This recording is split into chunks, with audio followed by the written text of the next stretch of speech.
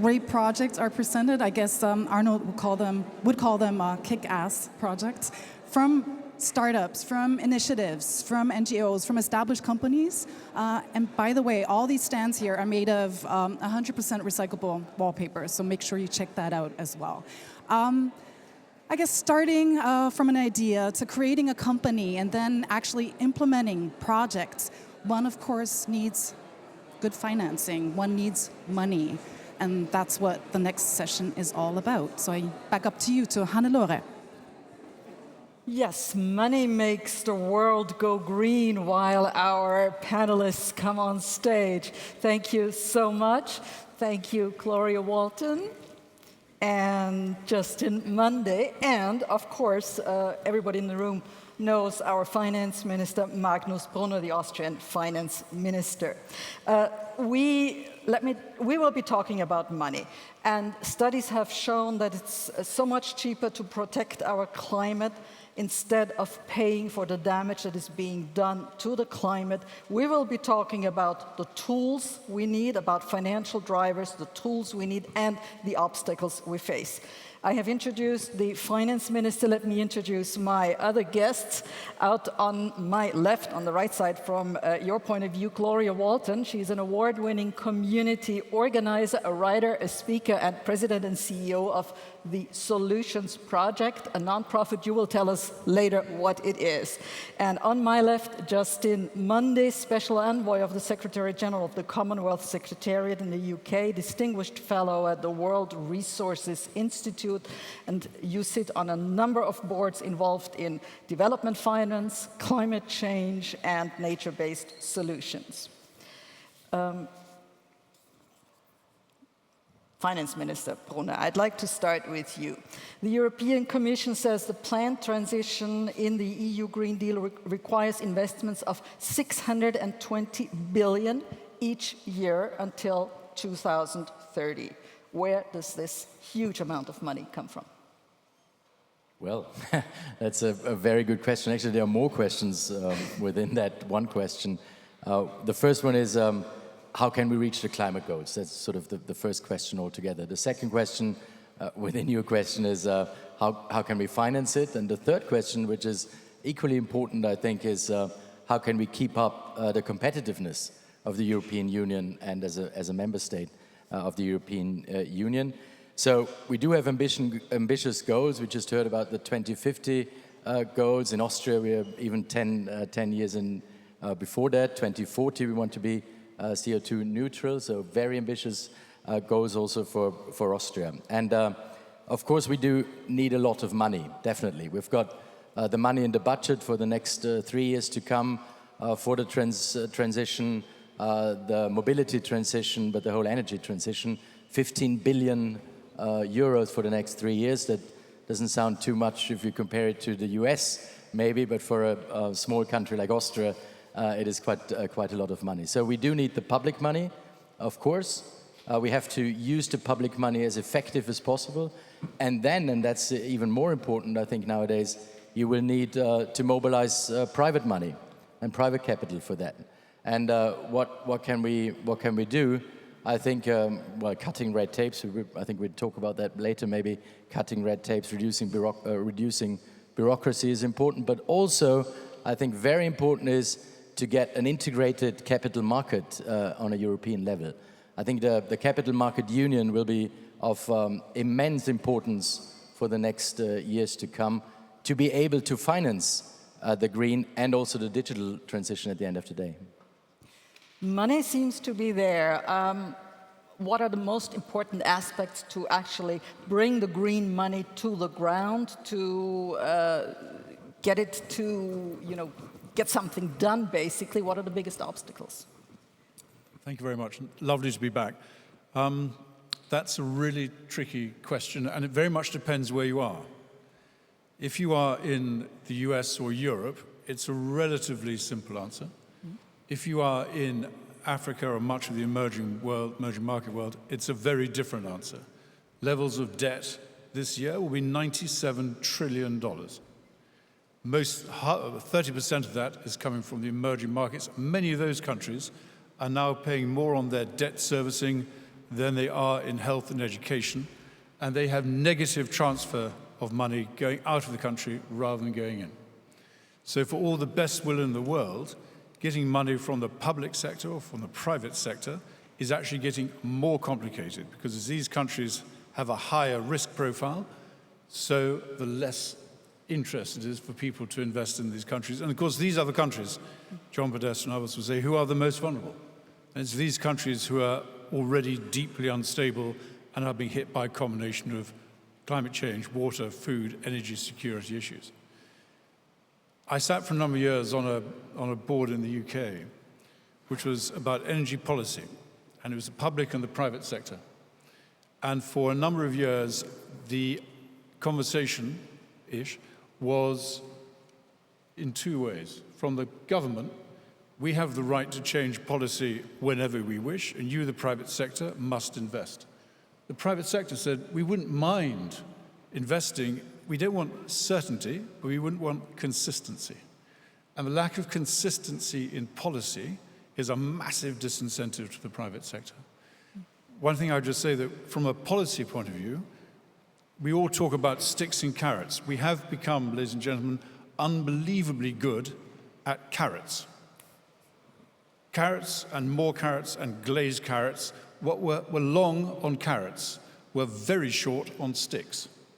And without the sticks to drive the private sector investment, without there being real disincentives for gaming the system and extracting as much rent as possible from deeply unhelpful practices, we make ourselves a hostage to the future. So thank God for what the European community has done. Thank God for what the US has done recently. Those are the frameworks which will drive private sector investment, and it's that private sector investment which will get us out of this trouble. So the framework is there, it just needs to be done. Gloria Walton, CEO and president of the Solutions Project. You work with frontline communities, the most vulnerable communities, basically, when it comes to climate change. What is your Solutions Project? Yes, good morning, and glad to be here in Austria with all of you.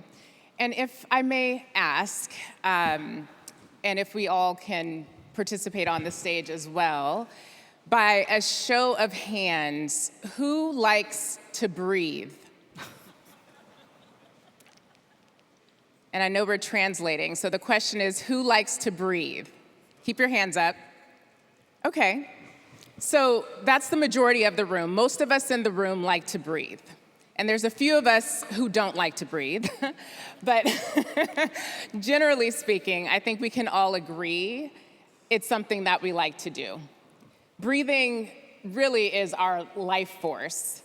It calms us, it grounds us, it unites us.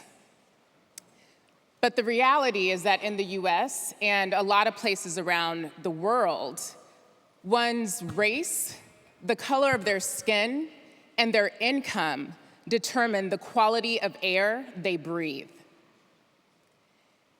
Pollution affects all of us, clearly, but it does not affect us all in the same way. And there are communities that are disproportionately impacted by pollution and poverty. And in the US and around the globe, many of those communities are Black, Indigenous, Latin American, Asian and Pacific Islander, and other communities of color.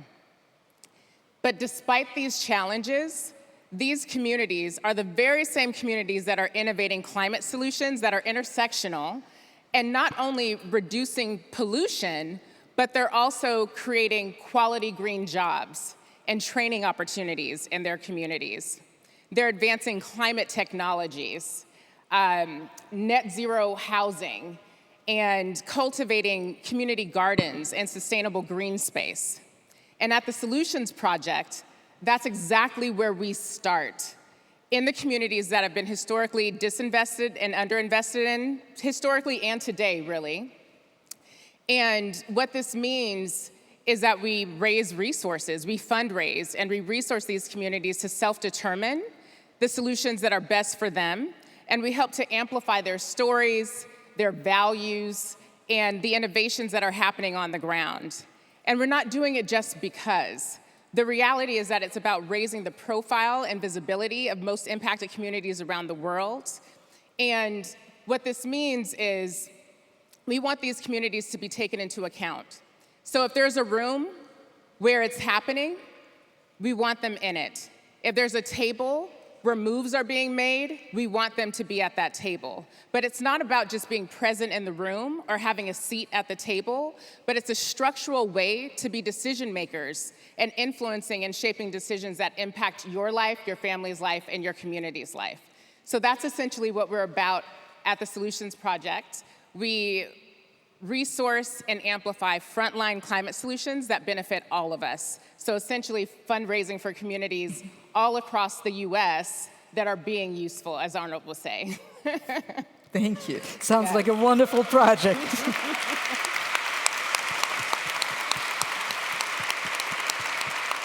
Mr. Brunner, you have already mentioned red tape. There are projects, we have the projects to invest in green projects, but it takes years to get permits to build wind parks, et cetera, et cetera. What's your take on this? Well, that's what we heard from Arnold this morning already. It's so important for these projects to cut red tapes, to reduce bureaucracy. We're quite good in Europe altogether in producing bureaucracy in a way, so we have to get rid of that. I think that's quite an important thing to do, reduce strict regulation also on different levels. As Arnold said in the morning, the acceleration of permits, acceleration of processes. It can't be possible that it takes, I mean, in Austria it took about 35 years to get grids in Styria, as the Landeshauptmann will remember from his future days, former days. So I was surprised actually when Arnold said that it took 6.5 years. In Austria it took 35 years. So that's You mean it was quick? So we have to be to be serious. We have to be quicker. We have to be faster in doing these permits, in the procedures also altogether. I always thought that in the United States it takes 15 minutes, whereas in Europe it takes 15 months. But as I heard from Arnold, it's not the case quite. But we have to get better, definitely. It used to be a saying, the US innovates and Europe regulates, and we have to get rid of that. And we have to, I think, focus on addressing on the one hand and also removing existing regulatory barriers for new key technologies, I would say, hydrogen, for instance, but also carbon management, CCS, carbon capture and storage, carbon capture and utilization. We need all these technologies for getting our aims, for reaching our aims at the end of the day. So reducing barriers and cutting red tape, I think that's going to be very important for the European Union as a whole for the next years to come. Mr. Munde, you have worked around in many regions of the world, around the world basically. You have already mentioned where the money is needed most. How do we make sure that the global south actually gets the money that they need? Thank you very much.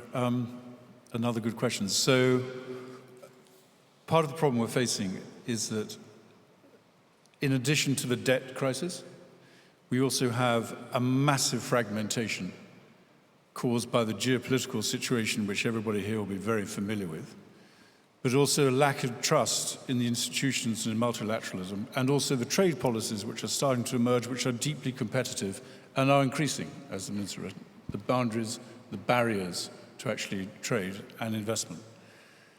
We have to find a way of de-risking investment, and as John Podesta mentioned, there's a lot of work going on currently with the Bridgetown Agenda, the change of the IFIs, the World Bank and others providing more guarantees.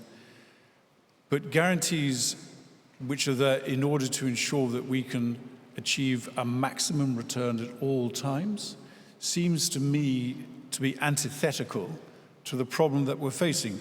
Nothing is ever going to be the same again. We are already pretty well at 1.5. At 1.5, we lose 90% of the world's coral reefs. We cannot expect to get a financial return which meets our wildest expectations. So having a risk understanding of risk, which is proportionate to the crisis that we're facing, that would help. and putting in guarantee structures, having capital markets which are able to mobilize blended finance, that would help a lot. Last point, if I may quickly, is that if you talk to a lot of institutional investors, they're really good at putting $500 million into a project. They're less good at putting $250 million into a project. They are really, really, really bad at anything underneath that. Most projects in the developing world are 10 or 20 million. And they need to be aggregated and the risk needs to be taken aware. And that takes time and it takes a political willingness to engage.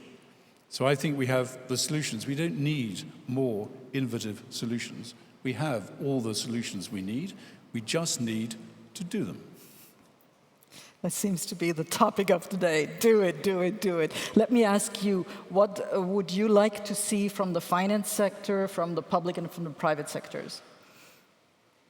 What I'd like to see is more investment on the ground. I think all too often we think that experts are everywhere else but in our communities.